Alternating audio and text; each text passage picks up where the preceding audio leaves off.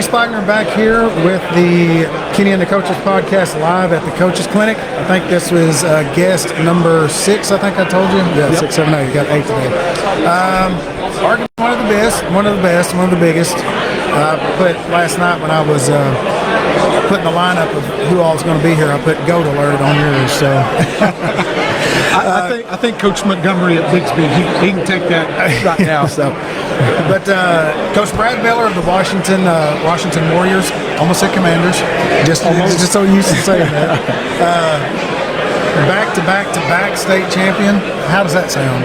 It sounds really good, especially after back runner-up. Yeah.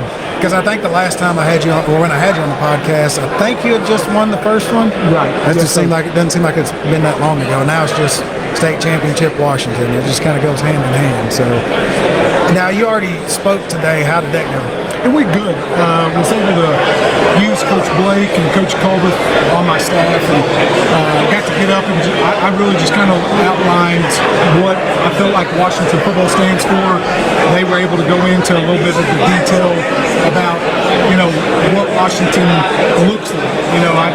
Mine was a little bit more vague, and then they showed more of the nuts and bolts of what we do in practice and our standard that we have in practice and how it rolls over into the game. Now, I mean, you guys have been solid for a long time, but whenever you kind of get on a roll like you've been on, do you kind of get younger coaches or just coaches from other programs getting in contact with you about how you do things? Is that kind of why you did what you did today? I did. I think a lot of times coaches can get so hung up on X's and O's, or shortchanging something to try to win, instead of setting a good foundation, building upon that foundation, and then ultimately let the process of what you do day to day take care of the result.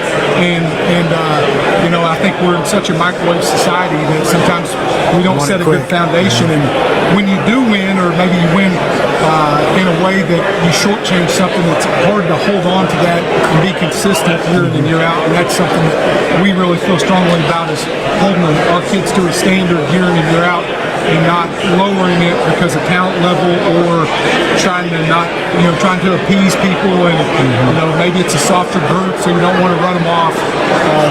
That's some of the things that we tried to show today. Yeah. Now, when you guys have a program, I mean, you guys, like I said, you're a solid program.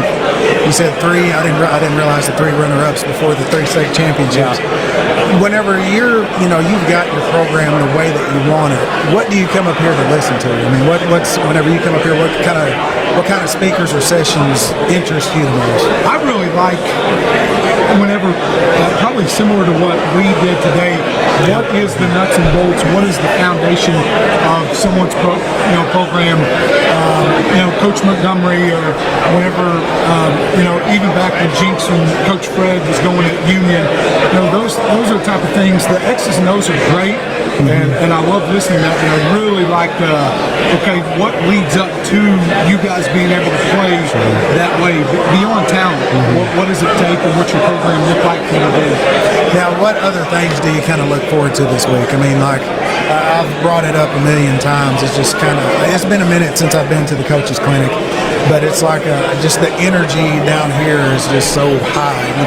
Everybody seems like they're in a great mood. What are some of the things outside of the speakers and the sessions do you look forward to during the week? You through this profession, coaching is a tight-knit profession. It is, yes. And so when you see guys just finished up my 20th year, going into year 21 of coaching, it'll be year 18 as a head coach. You start, I guess year 19 as a head coach. You really grow attached to those guys, and this is our last time to see one another, encourage one another before we head out to our towns, because we know that the storms and the pitfalls and everything that we face as coaches, and really, so just the encouragement I get from other coaches and their energy and excitement, like you said, and hopefully I can do the same, for some of those coaches, is really what I look for. Is just that tight-knit family feel before we go out into the world. Absolutely, it's second to none. I need to start coming back more, just because I kind of forgot what this is like. It's just kind of like a refresher. Yes, sir. Now, I'm going to kind of put you on the spot here. How many? I don't know if you know other sports, but how many athletes does Washington have in All-State games this week?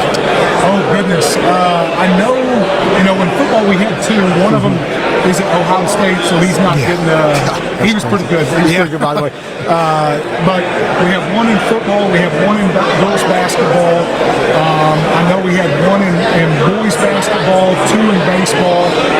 But one is only one participating, and then in track we had a ton of all-staters in track. So I think most every team sport and even individual sport. We had a golfer this year on the girls' side that all-stated. So yes, sir. It's most sports had an all-stater this year. That's just crazy. 2A. Are you guys 3A in anything? 2A in football and 3A actually in everything else. But I mean, still, that's a small school to have that many all-staters. I mean, that kind of speaks to what you guys have going on. I can't remember where it was on Facebook. Someone had made a post of all the state championships and academic stuff that you guys have won just in this past school year, and it's pretty crazy. I think I asked you this back whenever I had you on. What is it about what you guys do that you guys are having so much success across the board? I think it's layers. I think first of all, the community wants to be successful. So they hold, before we even get to them, they already hold their kids and their teams and their classifications to a high standard. Our administration allows us to coach. I think we've got the best athletic director in the state, Andy Newby, that gives us the tools and the abilities to coach, and he has our back. I think the other thing is it's not just boys and girls, but our coaching staff loves to see our other sports have success. Whenever a coach says, I want my kid to go play basketball, do you really? And how do you show that? There is living proof that our coaching staff, boys and girls, want to see the other coaches be successful, and we all feel that we have a high standard that we hold our kids to. So there isn't any hiding. There's not a program they can run and hide to. Every standard. I just left this morning. We have 208 kids in Summer Pride. From 7th through 12th grade. I mean, who has that at our age? Or at our size of school? So that's unbelievable to see all those kids working year in and year out.